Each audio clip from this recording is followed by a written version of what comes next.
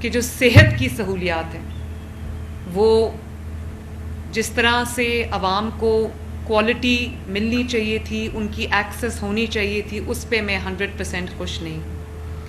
और ये बात क्योंकि चैलेंजेस बहुत ज़्यादा हैं, पॉपुलेशन इतनी बड़ी है, रिसोर्सेज छोटे हो गए हैं, अस्पताल कम हो गए हैं। तो अभी ख्वाजा इमरान नज़ीर साहब कह रहे थे कि वो मेरी स्पीड मैच नहीं कर सकते। ख्वाजा इमरान नज़ीर साहब, मैं सबसे खुश होंगी जब जिस दिन मुझे ये लगेगा कि आपने ना सिर्फ ये कि स्पीड मैच किए, बल्कि आप स्पीड में आपने मुझे बीट कर दी।